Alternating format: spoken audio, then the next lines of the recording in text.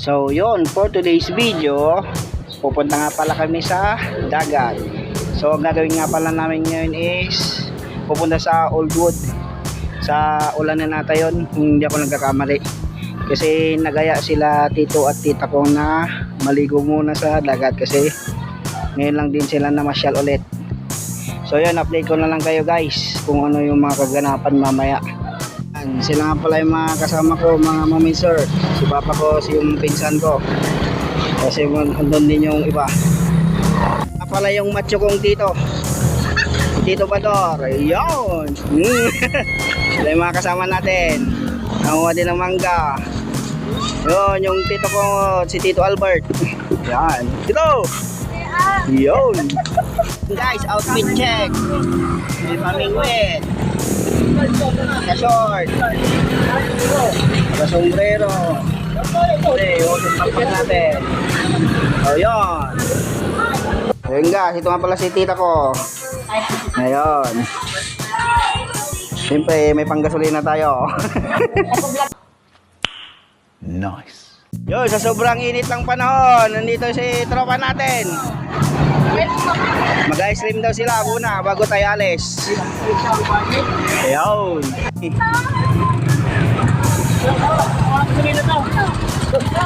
Ayun, so lahat nga pala kami. Ayun, bayaw.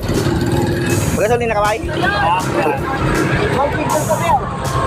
Kanyang dila sila sa ice cream nila.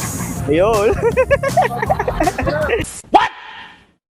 Nag-ice cream din. Sobrang init. Pati si mama yan, nagkikikagat. Ayun guys, palis na nga pala kami. Yan. So magpapagas muna daw kami sa sentro doon. Kasi kapitbahay lang namin yung gasoline station. Yung kanya-kanya na tayong pagpagasolina. Next, yung 155 na Honda natin. Gamit nila bayaw. Tapos yung gamit naman nila papa is Suzuki 150. Ito din yung gamit natin. Suzuki 150 din. Ito 150. 150. Pakipuno kuya, 150 lang.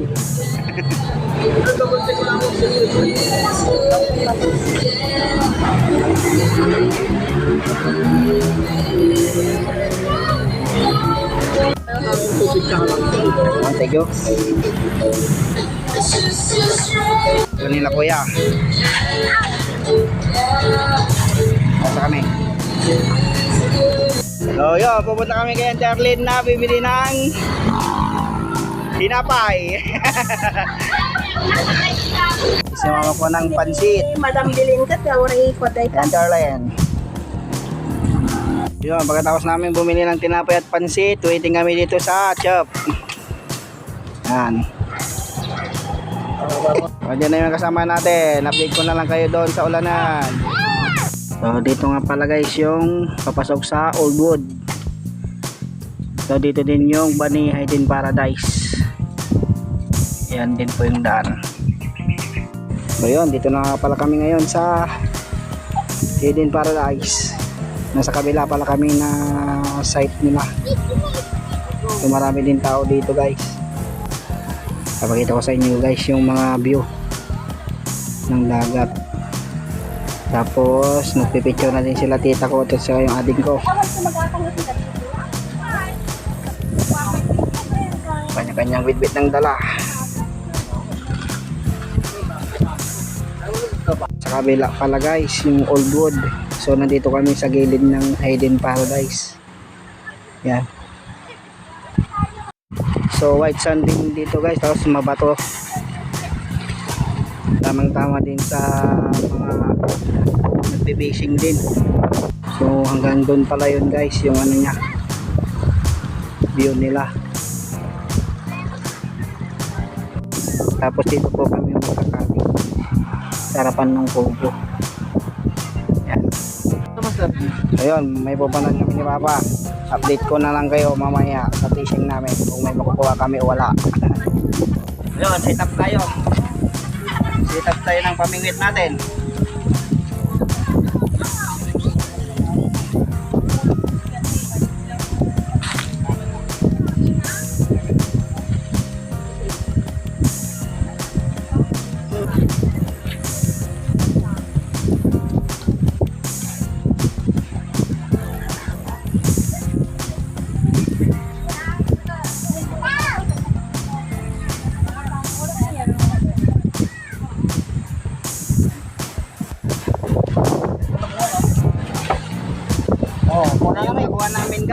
Papa, ako naman. Wow. Ito din sa akin. Oo. Ito din sa akin mga sir. Nagpapala ako. So yun. Wala tayo masyadong nakuha. Bumili lang sila ng dorado.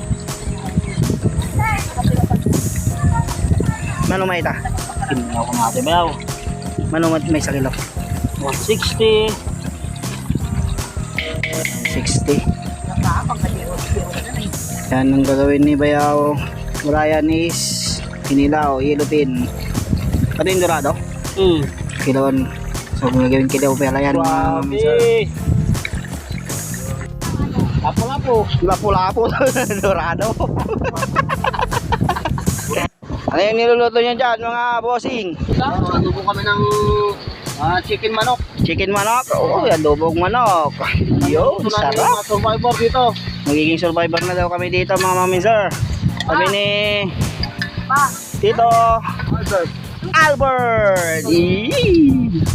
So yun, naluto na yung sari-saring isda natin. Pati yung nuli natin kanina. So sinigang na kinamatisan. Ito po ito. Ayun. Ang palo ka ba? Unang tikim. Dagat. Kasang dagat. So, pangalawang tikim. Ang tubig yan ha? Ulang. Uy, heaven. Kaya pagkatapos nag-adobo si Tito Albert, luto na siya ng pansit. Marami ang tubig ito. So, yun, nailagay na yung sabaw kanina. At saka natikaduan natin. Ito yung naluto ng mga survivor. Kaya kebukan nyo. Tukan nyo daw mga mami sir. Ito na yung pangatlong tikim. Hanggang mamaya yan, ubos na. San George. Iwas St. George. Yun, nagutom na sila. Uy, sarap.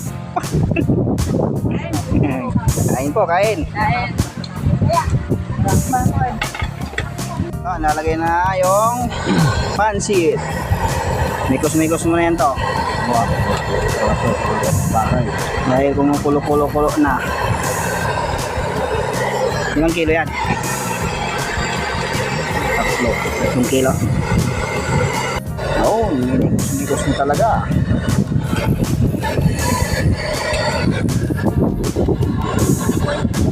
Kung masarap na, kung pwede na. Pwede na yan. First bite. Uy, anong masisay? Ito, sasapasit. Nasa pansit. Yun.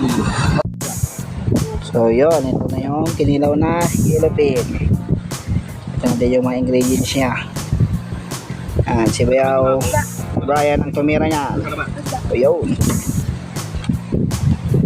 Part nito is meron kaming tinutunong dorado, tapos yung kinilaw kanina na yellow pin. Yan. So ito yung nag-ihaw na pala si Tito Albert. So hanggang dito na mga mamisar. Paki-follow na lang ang aking page. Tapos paki-subscribe na din ang aking YouTube channel at Kuya John TV1. So yun, salamat sa panonood. Peace out.